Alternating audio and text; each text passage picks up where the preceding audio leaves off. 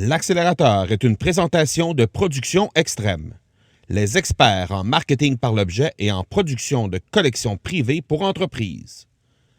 Profitez de la promotion exclusive aux auditeurs de l'accélérateur au marcobernard.ca/extrême. Aujourd'hui, on accélère les résultats de notre entreprise grâce au concept de growth hacking et c'est notre invité Frédéric Cannevec qui nous le présente. Bienvenue à l'épisode 19 de l'accélérateur. L'accélérateur, le seul podcast francophone qui propulse les résultats de votre entreprise à une vitesse fulgurante. Vous y entendrez des entrevues et des reportages sur l'entrepreneuriat, le social selling et le marketing. Je suis votre hôte, Marco Bernard. Salut tout le monde! Marco Bernard avec vous aujourd'hui en ce vendredi. On reçoit aujourd'hui Frédéric Cannevec qui vient nous parler de growth hacking. C'est un sujet qui lui tient particulièrement à cœur puisqu'il va publier un livre dans les prochaines semaines sur ce sujet-là.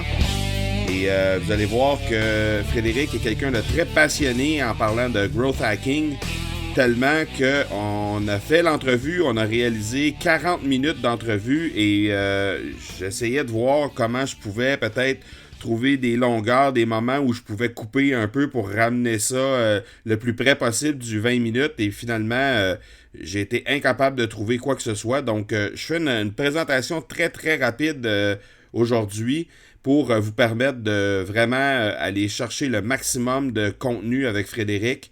Alors, je vais simplement vous rappeler déjà les façons de me rejoindre. Donc, le M Marco Bernard sur toutes les plateformes de médias sociaux. Et vous pouvez toujours m'écrire également pour me proposer des sujets ou encore des invités que vous aimeriez que je reçoive au parler, P-A-R-L-E-R, en commercial, marcobernard.ca. Alors, voilà pour la présentation. Je vais faire très, très rapidement. Comme j'ai dit aujourd'hui, je vais laisser Frédéric se présenter. Il le fait très bien en début d'entrevue. Et je vous retrouve tout de suite après. Je vous laisse déjà l'entrevue. Alors, on se revoit tout de suite après. Alors, on est avec Frédéric Cannevec aujourd'hui sur l'accélérateur. Merci beaucoup d'avoir accepté notre invitation. C'est très apprécié. Merci à toi. Frédéric, je te donne le crachoir, comme on dit au Québec, pour prendre quelques instants pour te présenter et nous présenter aussi l'entreprise que tu as. Je pense que ça va parler de soi-même, donc je te donne quelques instants pour y arriver. Alors en fait, c'est vraiment simple. Je m'appelle Frédéric Cannevec. Ça fait plus de 18 ans que je suis sur le web.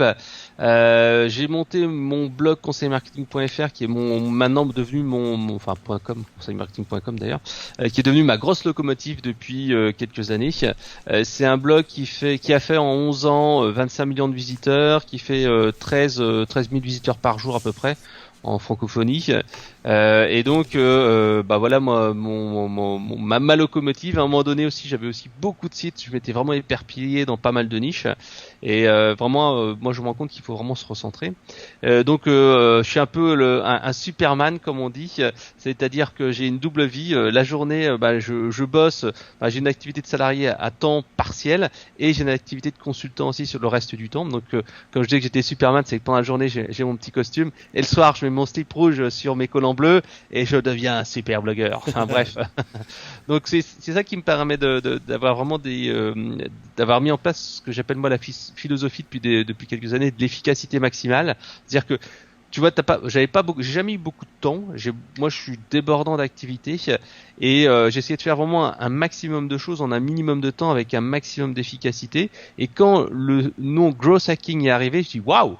Mais c'est exactement ce que je fais. On a mis le nom et exactement sur ce que je fais. Donc en fait c'est pour ça que ça m'a vraiment fait tint sur le concept de growth hacking, parce que pour moi c'est un concept qui qui me plaît beaucoup. Après, il y a des choses qu'il faut faire attention au growth hacking, parce que le growth hacking, il y a un peu tout et n'importe quoi.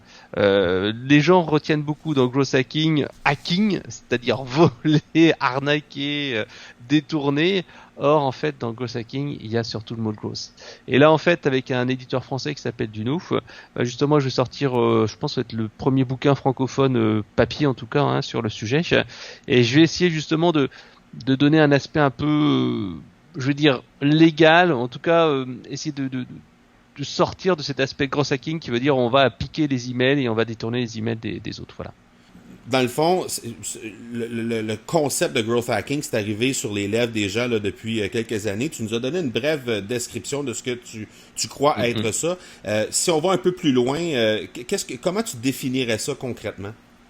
Alors en fait, pour moi, le growth hacking, ce sont des techniques astucieuses, originales, qui arrivent à accélérer et aller plus loin en rapidité pour la croissance. En fait, on accélère la croissance de l'entreprise en cassant un petit peu les codes. Alors, moi, ce que je dis, c'est que le growth hacking, comme je disais, moi je le fais depuis longtemps, c'est l'efficacité maximale, mais d'autres personnes l'ont fait. Je te donne un exemple simple qui est connu en France, et après je te donnerai un autre exemple international. C'est Xavier Niel, c'est le fondateur de Free en France, c'est devenu un milliardaire, et il a monté donc Free, il a monté à la station F, là où il y a Facebook, où il y a des milliers de startups. En fait, le début de Xavier Niel, c'est assez marrant, c'est un mec en fait qui était dans le domaine de la téléphonie. Et il a inventé un truc qui permettait en fait d'aller composer rapidement des numéros. Et donc ce qu'il a fait, c'est qu'au début du Minitel Rose, alors le Minitel au Canada, c'est pas forcément connu, mais c'était en fait l'ancêtre de l'internet, où en fait il y avait un chat qui s'appelait le 3615 ULA, qui était super connu, où c'était les gens qui discutaient avec des opératrices, olé olé, c'était les sites de rencontres un petit peu en amont. Et donc lui, il avec son turbophone, qu'est-ce qu'il faisait? Il allait contacter les gens sur ce site hyper connu numéro 1 qui faisait des millions d'euros de publicité, d'affichage, tu voyais partout. Et son petit outil, il allait appeler les gens sur le 3615 là, il disait ouais salut, viens me rejoindre sur le 3615, je sais plus exactement le nom, mais c'est le 3615 Xavier Niel. Et comme ça, il a détourné énormément de croissance d'un challenge, enfin d'un leader vers son site à lui. C'est comme ça qu'il a battu le début de sa fortune. Et t'en as plein qui l'ont fait également. Je te donne un exemple encore français qui est encore plus proche, c'est Quel-Job. Quel-Job, c'est un métamoteur d'emploi. C'était même le premier, je pense, en France de cette catégorie-là. En fait, ils ont commencé leur histoire en allant récupérer les offres d'emploi droite à gauche et en les mettant tous dans un seul site. Ça, c'était totalement illégal au départ. Ils n'avaient pas le droit. Une offre d'emploi, c'était c'est propriété de l'entreprise, propriété de la personne qui l'a créé. Et donc, ils ont fait ça. Après, si on prend des exemples un peu plus internationaux, t'as des gens comme par exemple Airbnb. Airbnb, tout le monde dit leur succès, ça a été parce qu'ils ont fait des jolies photos des appartements. Certes, c'est une partie de leur succès. Mais ce qu'on sait moins, c'est qu'une partie du succès d'Airbnb, c'est d'aller hacker en fait Craigslist. C'est-à-dire que leurs annonces étaient publiées automatiquement sur Craigslist.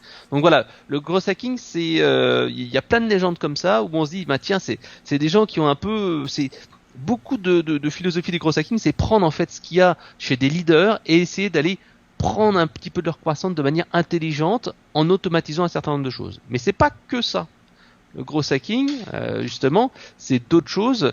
Un autre exemple, qu'on ressort beaucoup, c'est Hotmail, qui avait mis à la fin de chacun de leurs emails PS I love you, create an account in Hotmail. Donc ça, c'est vraiment des trucs qui sont vraiment simples à faire. Et c'est dans la vie de tous les jours aussi. L'autre exemple que j'aime bien citer, c'est Tim Ferriss. Tim Ferriss, l'auteur de La Semaine de 4 heures, donc un auteur qui est vraiment super méga connu. Et pour moi, c'est un petit peu l'ancêtre du growth hacking en philosophie, puisqu'il a sorti son bouquin, je crois, en 2008 ou 2009. Et en fait, ce qu'il a fait, c'est qu'à un moment donné, il voulait devenir champion d'arts martiaux chinois. Donc, qu'est-ce qu'il a fait? Il s'est inscrit à un concours d'arts martiaux chinois.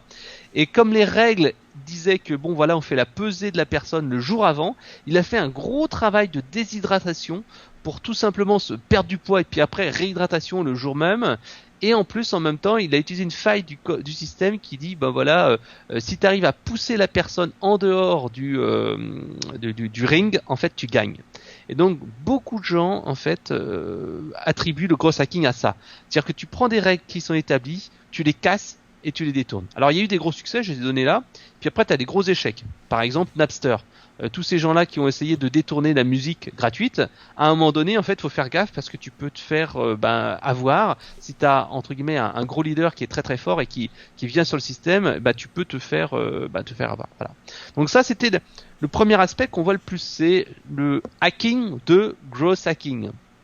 Mais dans growth hacking, comme je disais, il y a growth. Et dans growth, en fait, c'est la croissance durable. Et ça, en fait, c'est l'autre partie du growth hacking que trop peu de gens voient. En fait, beaucoup de gens se disent ouais, mais le growth hacking, c'est juste des techniques pour aller récupérer des mails et d'aller pirater des bases de données et des choses comme ça. Je dis non, ça c'est la partie immergée de l'iceberg. La partie immergée, celle qui est en dessous et qu'on voit pas, c'est ce qu'on appelle le tunnel AR. En fait, c'est un framework, c'est-à-dire que c'est un modèle de réflexion où on va pouvoir baser sa croissance de son entreprise. C'est-à-dire que ce sont les startups américaines qui ont entre guillemets appliqué tout ce qui est développement agile et structuration des process au marketing et à la croissance. Parce qu'en fait, il y a encore quelques années, moi, tu m'aurais dit en 2000, en 2005, jusqu'en 2010, tu m'aurais dit le marketing, qu'est-ce que c'est ? J'ai dit, le marketing, c'est 80% de bon sens et puis tu as 20% de technique. Or, c'est faux maintenant. Le marketing devient de plus en plus technique. Il y a des gens qui sont spécialisés dans Facebook Ads, dans Google Analytics, etc., etc. C'est de plus en plus cartésien et héroïste, c'est-à-dire qu'on doit mesurer des taux de conversion, on doit vraiment faire des choses non pas au hasard parce que il y a plus de concurrence, il y a moins de budget, il y a vraiment une nécessité d'aller à l'optimum. Et donc en fait, ce framework AAR, c'est tout simplement pouvoir optimiser son tunnel de vente. Alors le framework, c'est acquisition, activer, plutôt acquérir, ensuite c'est activer, ensuite c'est retenir, ensuite c'est avoir de la recommandation et ensuite c'est générer plus de revenus. Donc en fait c'est un tunnel qui est comme ça, sachant que la partie recommandation elle est dans le tunnel, mais c'est parce que c'est qu'un client qui est content il va recommander à d'autres. Ça c'est le tunnel de base. Moi je l'aime bien parce qu'il structure la réflexion et il permet de savoir en fait à quel endroit dans le tunnel en fait on peut le voir comme un entonnoir qui a des trous. Dans quel moment de l'entonnoir il y a le plus de trous et où il faut aller boucher le trou en priorité pour améliorer sa conversion. Parce que tant qu'on n'a pas bien amélioré sa conversion, on va pas y arriver. Et donc ça vient en fait beaucoup des startups américaines qui ont développé ce concept-là. C'est le concept du développement agile, c'est-à-dire test and learn, aller très très vite avec des petites phases d'itération où on teste des choses, on voit le résultat, ça marche pas, on revient en arrière. Donc c'est le système de développement agile, c'est la méthode Scrum, pour ceux qui connaissent le développement agile, qui a été appliquée au marketing. Donc en fait, après comment ça marche ? Comment ça marche dans la vraie vie ? En fait c'est super simple. Imaginons que toi tu es un blog. Alors tu as peut-être, je sais pas, 2000 visiteurs on va faire plus simple, 1000 visiteurs qui viennent tous les jours sur ton site internet. Sur ton site internet, tu sais que tu vas récupérer tous les jours, on va dire 100 inscrits. Donc tu as un taux de conversion, on va dire de 10%. OK. Ensuite, les gens qui valident leur email avec l'opt-in, tu en as peut-être 80%. Enfin 80 sur les 100. Ensuite sur les 80, tu as peut-être 20% des gens qui vont lire régulièrement tes messages et tu en as peut-être 5 à 10% qui vont acheter et il y en a peut-être 1% qui vont recommander et il y en a peut-être 1 sur 10 000 qui va en fait prendre tes services premium, tes services de coaching. Donc là, tu vas prendre ton fichier Excel. C'est ce que je fais. Moi, je prends un fichier Excel et on se dit voilà, t'as tes 10 000, t'as tes 2000, 1000 visiteurs là. Ensuite, t'en as plus que 100 là. Ensuite, t'en as plus que 80. Et on se dit où est-ce qu'on peut avoir l'effet maximum pour améliorer la conversion. Est-ce que c'est en se disant tiens, c'est la conversion du site internet. Finalement, je devrais pas en avoir 100 abonnés, mais je pourrais en avoir 150, 200. Et là, je dis tiens, ok. C'est cette hypothèse-là qui est la meilleure. Ou alors, mon hypothèse, c'est me dire, finalement, je fais, par exemple, sur mes 1000, je fais 5 ventes et je vends 1 en premium. Et je me dis, bien, peut-être, c'est au niveau de la vente de produits premium, je commence peut-être par un e-book à 7 euros ou un e-book à 1 euro. Peut-être que c'est là que je dois agir. Ou les gens n'achètent pas du tout le produit payant. Et par exemple, je dis, tiens, je vais peut-être tenter une offre à 1 euro. Ça, c'est un truc qui marche hyper bien actuellement.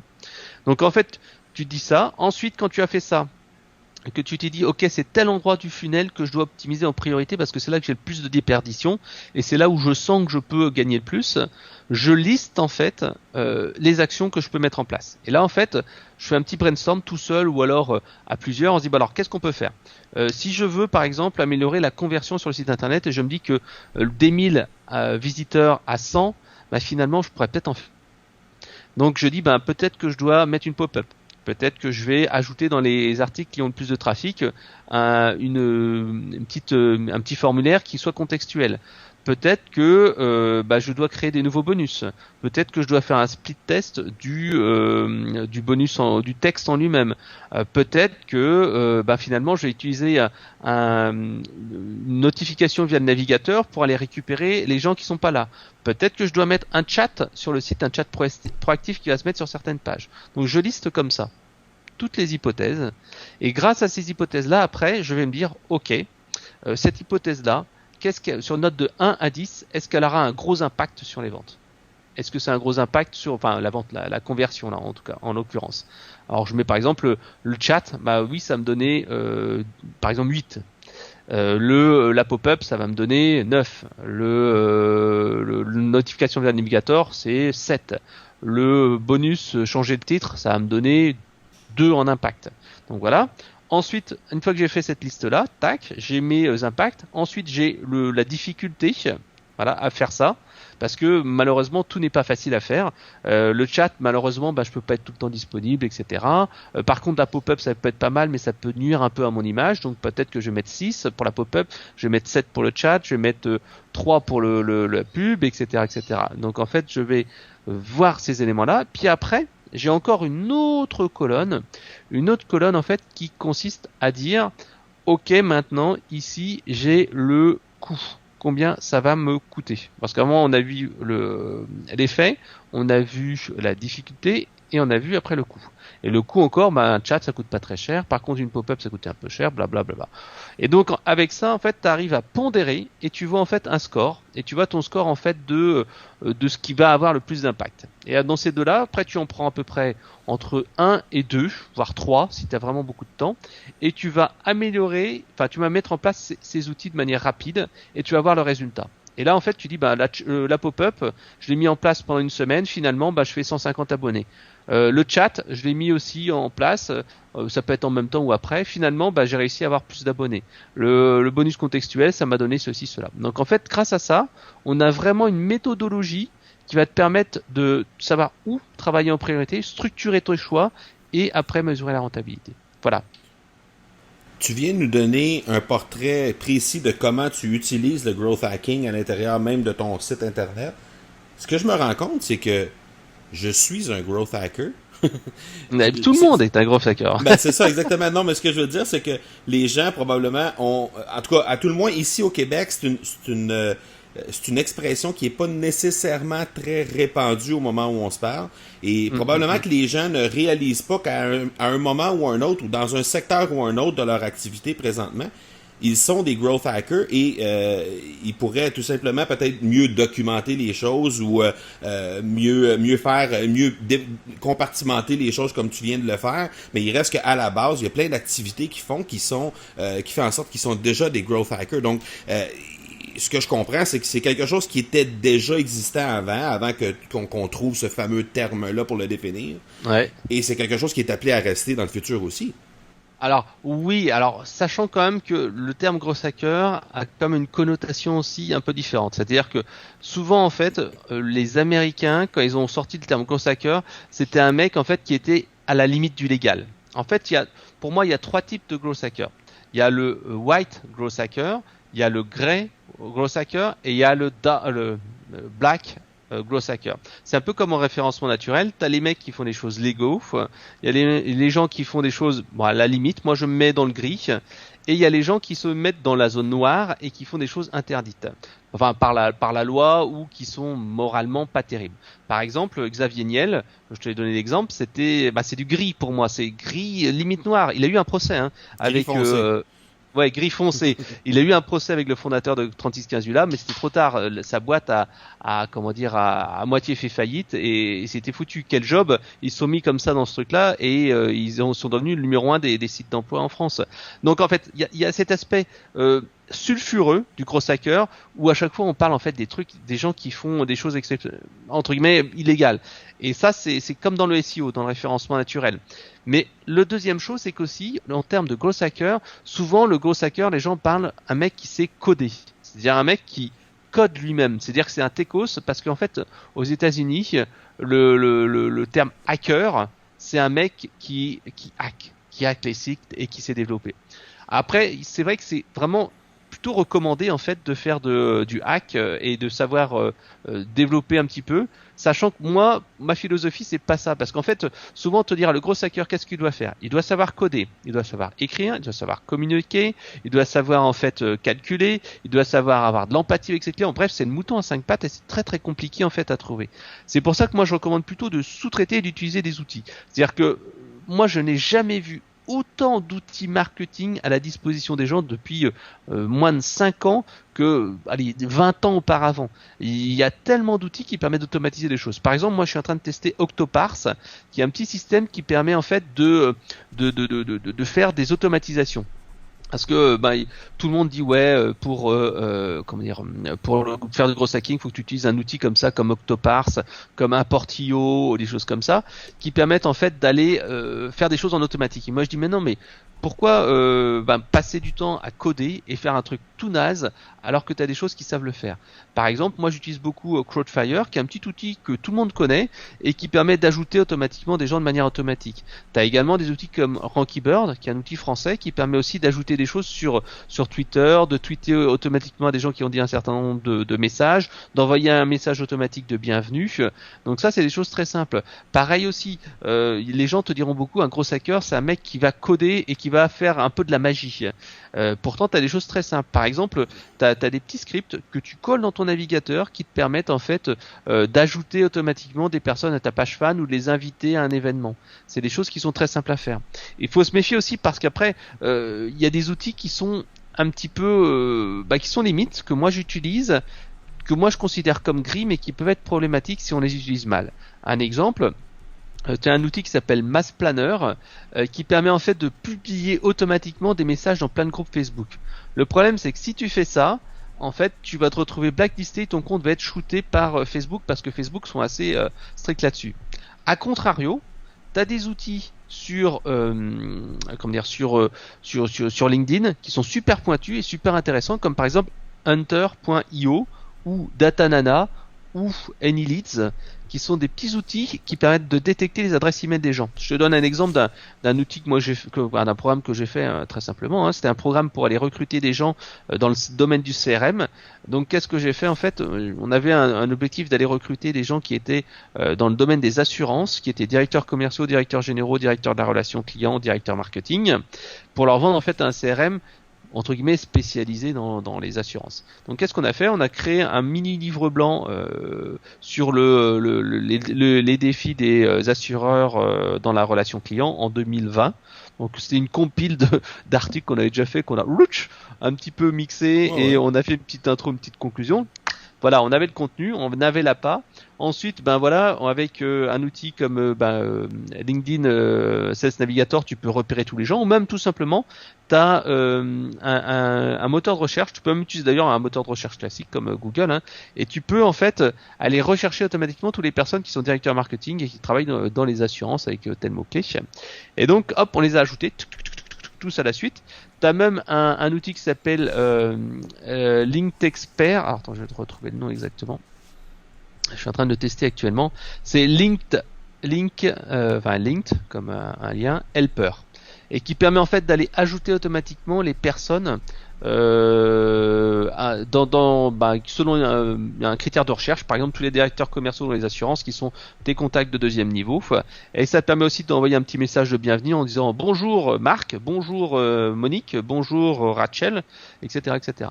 Donc en fait ça c'est des techniques qui sont pas pour moi, c'est juste remplacer de l'humain en faisant de l'automatisation.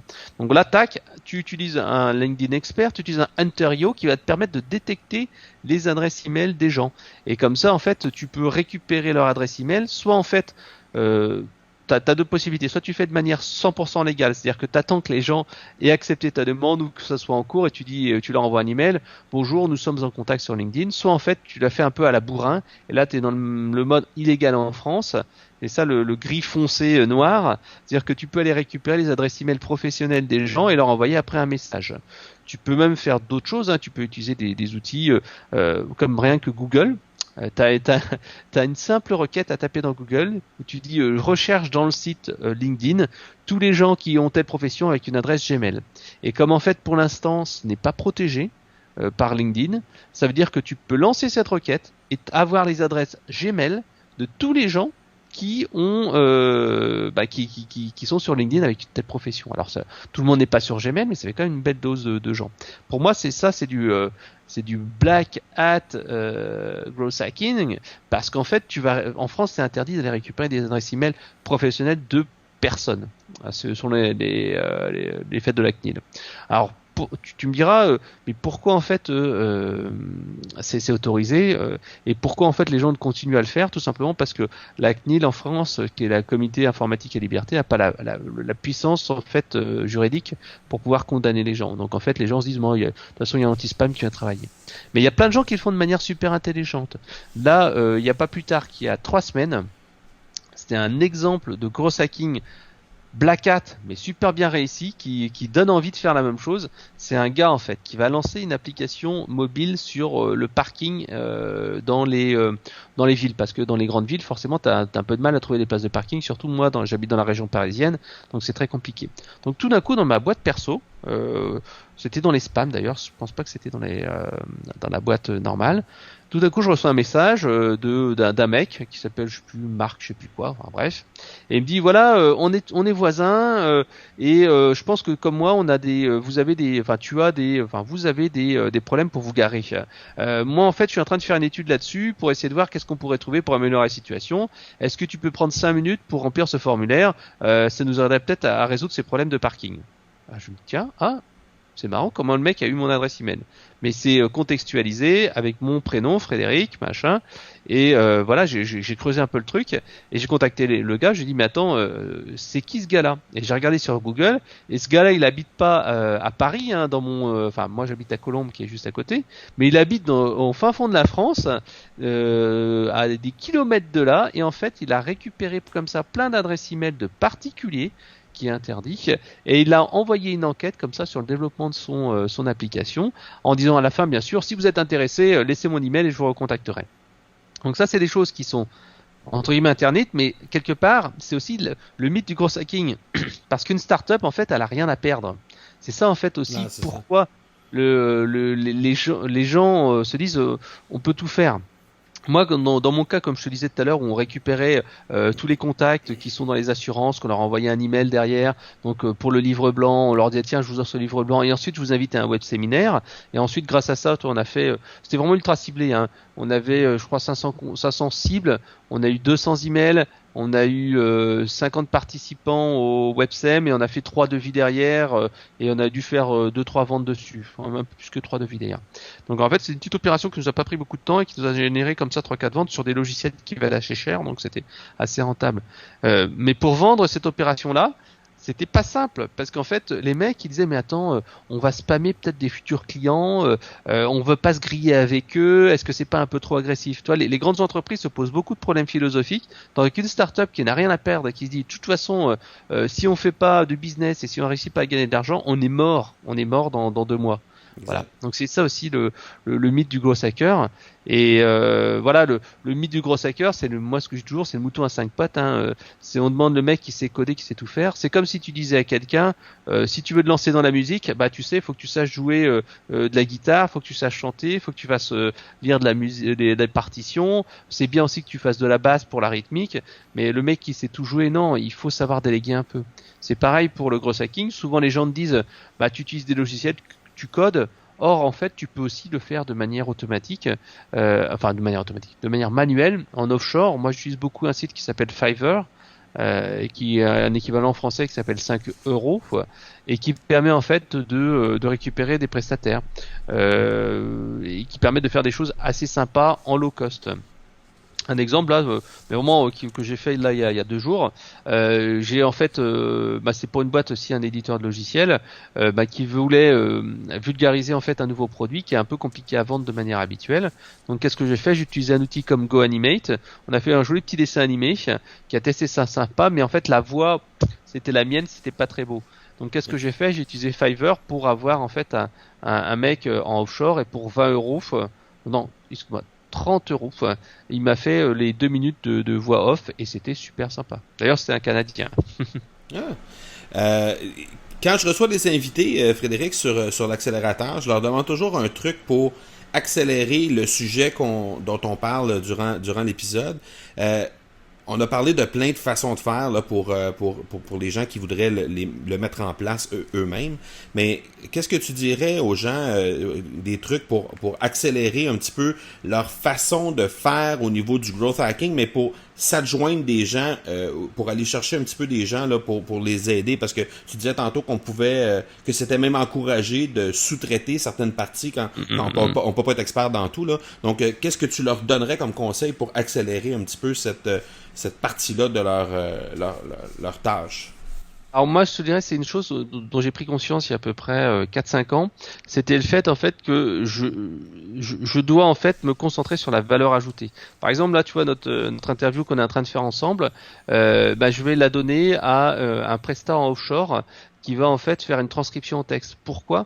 Parce que à un moment donné, moi, je faisais mes propres transcriptions de texte en fait, d'interview. Parfois, quand ça durait une demi-heure, je faisais une petite synthèse. Je m'étais obligé de me repasser une demi-heure, voire 1 heure de vidéo.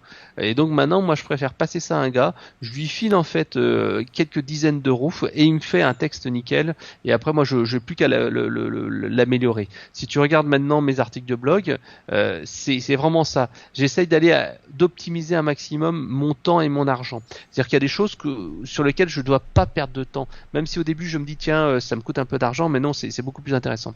C'est aller à l'efficacité maximale. C'est pour moi le concept growth hacking. Je te donne un exemple. Pendant très longtemps, en fait, j'étais un blogueur classique, c'est-à-dire que je voulais écrire sur un sujet, j'étais sur mon téléphone, quand j'avais un peu de temps libre, j'écrivais en fait les grandes lignes, puis après j'étais chez moi, puis je tapotais sur mon clavier. Je tape assez vite, donc voilà, ça va à peu près. Et maintenant, j'ai trouvé un autre système, c'est-à-dire que pendant un temps libre entre, par exemple, chez moi et le train, entre une visite client, etc., je prends mon téléphone portable, je dicte mon truc, et là, en fait, tout simplement, je parle à mon téléphone. Et en fait, j'ai une trame que j'ai mise sur mon téléphone avec Evernote, et en fait comme ça je parle, et après j'envoie ce podcast là en fait à un transcripteur qui m'envoie le texte, et grâce à cette trame là après je retravaille le texte pour faire un truc qui est vachement sympa, qui est beaucoup plus travaillé, parce que parfois quand tu parles au téléphone tu dis ah ouais tiens j'aurais pu dire ça, j'ai pas pensé à ça. Quand tu le retravailles t'as un truc nickel.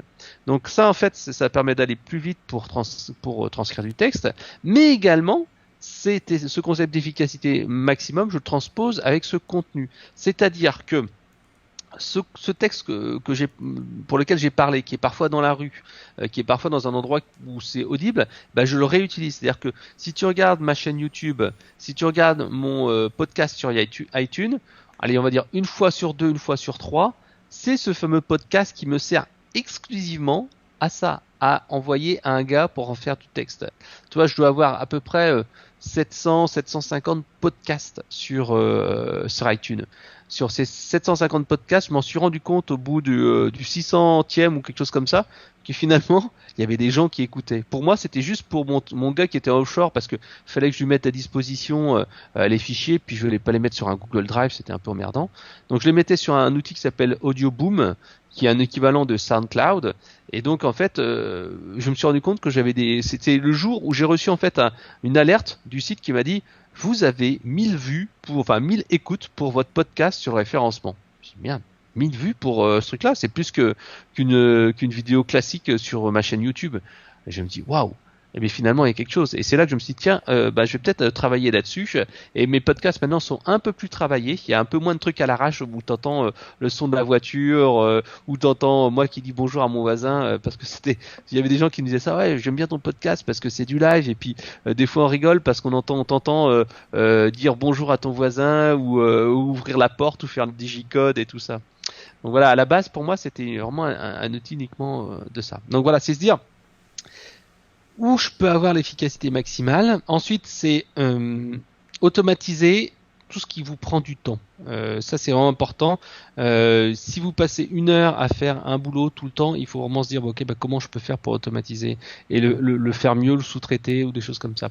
Là, encore une fois, si vous n'avez pas lu La semaine de 4 heures de Tim Ferriss, c'est quelque chose qui est assez instructif et c'est un bouquin qui je trouve qui aide beaucoup les entrepreneurs et qui aide beaucoup en fait les blogueurs et les web marketeurs, parce qu'en fait c'est quelque chose que moi pendant longtemps j'ai pas réussi à faire parce qu'en fait tu vois pendant très très longtemps je me dispersais beaucoup. Tu vois, j'avais une petite dizaine de sites. J'avais un site sur l'efficacité personnelle, j'avais un site sur le coaching, j'avais un site sur la drague, j'avais un site sur le marketing, j'avais un site d'emploi, j'avais vraiment trop de sites et à chaque fois en fait je me disais tiens j'ai un nouveau projet, je vais monter ce truc là et en fait je me dispersais et en fait ta capacité à faire bien les choses est réduite et je voyais mon trafic de mon blog principal conseiller marketing qui baissait alors que c'était celui qui m'a apporté le plus d'argent et je me dispersais sur des sites sur l'efficacité personnelle où j'allais pas vendre grand chose. Donc à un moment donné moi je dis stop, je me suis recentré sur le cœur de métier et je me dis maintenant à chaque fois que je dois accepter un nouveau projet je en laisse tomber un. Et ça m'oblige en fait à avoir vraiment du choix. Toi, il y a pas mal de gens qui me disent tiens, est-ce que tu pourrais me faire ci, est-ce que tu pourrais me faire ça, j'aimerais bien qu'on travaille ensemble, j'aimerais bien qu'on fasse ceci, mais je dis maintenant moi actuellement j'ai pas le temps de faire ça, si tu veux on peut faire un truc simple, mais j'aurais pas le temps de faire plus. Voilà. Parfait. Ça c'est l'efficacité. Tout à fait. En terminant, est-ce qu'il y a des ressources ou des inspirations que tu voudrais partager aux auditeurs pour qu'ils puissent être capables d'aller jeter un œil puis peut-être aller pousser un peu plus loin le sujet sur le growth hacking? Alors, pour le growth hacking, sincèrement, pour moi, la meilleure ressource, on va dire qu'il y a deux ressources. Le plus intéressant, c'est le groupe LinkedIn Growth Hacking France. En fait, c'est un groupe qui est super actif et que moi je suis tout le temps parce que t'as plein de gens qui sont attaqués et qui proposent des outils à la dernière, vraiment à la dernière mode et tu poses une question, t'as vraiment des retours rapides. C'est vraiment sympa. Les gens partagent. C'est vraiment bien. Alors, faut juste faire attention. Il y a plein de choses qui sont illégales dedans. C'est-à-dire, je te donne un exemple. En France, tu as le service qui s'appelle les pages jaunes, Yellow Pages.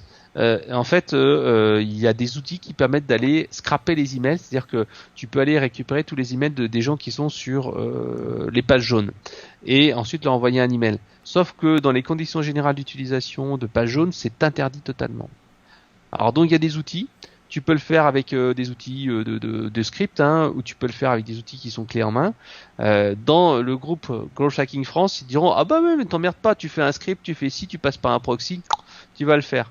Ou tu trouves quelqu'un qui te le fait. Souvent aussi, ça aussi c'est une chose, il faut pas vouloir faire tout soi-même.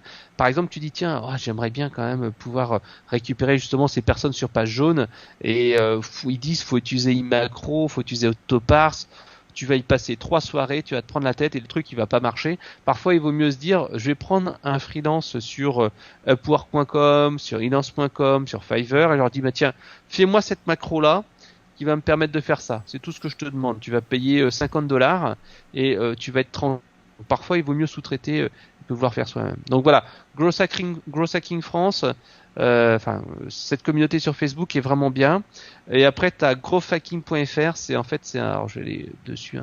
Growthhacking.fr, c'est un site qui est vraiment sympa. Qui est animé, c'est growthhacking.fr. C'est une communauté où t'as pas mal aussi, c'est un espèce de forum en fait, c'est même un forum qui est vraiment intéressant et les gens posent aussi beaucoup de questions. Mais là encore, c'est l'aspect en fait no limite du growth hacking qui est présent là-bas. C'est des gens qui bidouillent, c'est des gens qui font des trucs pas forcément légaux, donc il faut faire attention et ils se concentrent surtout sur le hacking de growth hacking. Par contre, c'est des gens qui sont vraiment très intéressants et de toute façon, quelque part, quand tu es une startup, tu dois aussi prendre des risques parce qu'on sait très bien que gros risque est égal à grosse récompense. Je te donnerai l'exemple d'un de mes amis, Ludovic Barthélémy, qui est aussi un spécialiste du growth hacking depuis déjà plusieurs années avec Marketing Hack, qui est son site internet. En fait, comme il disait, pendant très très longtemps, il faisait la technique classique qu'on fait habituellement. C'est-à-dire qu'il avait sorti un site internet, il avait eu du guest posting, il avait fait des livres blancs, il avait amélioré la conversion et tout ça. Et puis donc, il allait sortir sa formation sur le référencement local. Et voilà, comme d'habitude, il se disait, voilà, je vais récupérer des prospects. T'as 1000, 2000 prospects, voilà, très bien. Tu fais tes ventes, tu fais quelques centaines, voire quelques milliers d'euros de chiffre d'affaires. Puis après, il a dit, mais attends, je vais peut-être regarder le problème d'un autre côté. C'est-à-dire qu'en fait, il s'est dit, je vais plutôt aller regarder tous les gens où je peux aller récupérer des annuaires de professionnels avec des contacts de professionnels et comment je vais pouvoir leur envoyer en fait un email. Et donc, il est parti du truc inverse. C'est-à-dire qu'il n'a pas fait comme d'habitude. Il est allé scraper sur un annuaire professionnel des gens qui sont professionnels dans un secteur d'activité. Il a fait un email hyper ciblé qui s'adresse à ces gens-là pour vendre sa formation. Et là, il a fait plusieurs dizaines de milliers d'euros de chiffre d'affaires. C'est ce qu'il raconte en fait dans la préface de mon bouquin. Et c'est ça qui est intéressant de se dire. C'est-à-dire que le growth hacking, c'est aussi se dire, attends, mais je vais peut-être remettre en cause des méthodes que je fais tout le temps. Où sont mes prospects? Comment je peux les récupérer? Comment je peux le faire de manière plus simple? Voilà. Tout à fait. Frédéric, le mot de la fin te revient. Qu'est-ce qui s'en vient dans les prochaines semaines, prochains mois pour toi rapidement? Comme je te disais, je vais sortir un bouquin qui s'appellera le growth hacking, soit doubler le nombre de vos prospects en 8 semaines. C'est un petit programme en 8 semaines où on fait chaque semaine 3-4 heures de travaux à faire en fait. Donc c'est un petit bouquin qui sortira en papier que vous trouverez sur Amazon ou ailleurs et qui vous donnera en fait des ressources pour justement maîtriser ce fameux tunnel de conversion. Par contre, je suis très clair là-dessus. Dans le bouquin, ça ne sera que des techniques autorisées. Il n'y aura pas de techniques black hat. Par exemple, quand moi je considère une technique grey, c'est-à-dire une technique grise, même c'est du white, c'est par exemple faire du newsjacking. Le newsjacking, c'est super simple à faire, c'est-à-dire que en France, je pense comme au Canada, t'as des émissions qui sont hyper suivies. Nous, c'est Koh-Lanta, c'est L'amour est dans le pré, c'est tous ces trucs-là. En fait, sur Twitter, il y a plein de hashtags qui sortent régulièrement sur ce truc-là. Donc en fait, moi je repère les hashtags qui sont intéressants. Par exemple, dans L'amour est dans le pré ou Koh-Lanta ou des choses comme ça, j'essaie de repérer des tendances qui sont importantes avec beaucoup de tweets, avec beaucoup d'activités, vraiment qui croissent au début. Par exemple, je sais que L'amour est dans le pré, c'est tous les lundis chez nous cet été. Donc, je prépare un contenu assez intéressant, assez provocateur. Parfois c'est des pubs, parfois c'est des images, ça peut être des illustrations et des choses comme ça. Et je dis à des gens qui ont beaucoup de retweets, c'est-à-dire que tu sélectionnes dans les mots-clés qui sont dans Twitter sur la gauche, nous c'est ADP, c'est Amour est dans le pré, avec les agriculteurs là qui se... Je sais pas si ça existe au Canada. Oui, ça existe aussi. Oui, ça existe. Voilà, donc on regarde, je regarde ADP, tac, je regarde en fait les gens qui ont le plus de partage et je leur dis tiens regarde une pub intéressante, ça me rappelle, c'est tout à fait l'esprit de ce soir avec l'agriculteur bidule. Et si tu veux plus d'infos, regarde, t'as toute une série d'images, de machins là-dessus. Et donc après le but c'est d'aller les attirer sur ton site grâce à ce contenu en fait qui capte du trafic. Alors il faut que ça soit du contenu qui soit lié à cette tendance-là. Faut derrière après que sur ta page de destination tu aies les outils pour convertir et après derrière faut bien sûr vérifier que tu vends des choses parce que c'est pas tout d'attirer du trafic, il faut vendre aussi derrière. Voilà. Super Frédéric, un gros merci d'avoir accepté l'invitation sur l'accélérateur, c'est très très apprécié, on a du contenu incroyable pour nos auditeurs et je vais laisser dans les notes de l'épisode les différentes références et les différents liens que tu nous as laissés tout au long de l'épisode, donc je vais laisser ça dans les notes. Super, merci. Merci beaucoup, ciao. Ciao. Un gros merci à Frédéric Cannevet pour tout ce temps et les ressources qu'il nous a données. D'ailleurs, les ressources seront disponibles dans les notes de l'épisode et je pense que vous avez du contenu là-dedans pour aller fouiller en masse sur le sujet du growth hacking. Alors, je vous invite à aller y jeter un œil pour être en mesure de voir ces références-là ainsi que les liens qu'il nous a mentionnés. Alors, je vous donne déjà rendez-vous pour l'épisode 16. Je vous rappelle le petit défi également avant de vous laisser de partager l'épisode en cours ainsi que tout le podcast Accélérateur à deux des entrepreneurs de votre réseau afin de faire connaître les invités qu'on vous présente ainsi que les sujets que je vous livre à tous les mardis. Donc, prenez quelques secondes pour faire connaître ça à deux entrepreneurs de votre réseau. Je pense que vous allez leur rendre service. Ça va leur permettre de découvrir ce contenu-là et les gens incroyables comme Frédéric Canivet qu'on rencontre lors des épisodes de l'Accélérateur. Alors, voilà, c'est tout pour l'épisode 15 de l'Accélérateur. Je vous donne rendez-vous pour l'épisode 16 dans quelques jours. D'ici là, soyez bons, soyez sages et je vous dis ciao!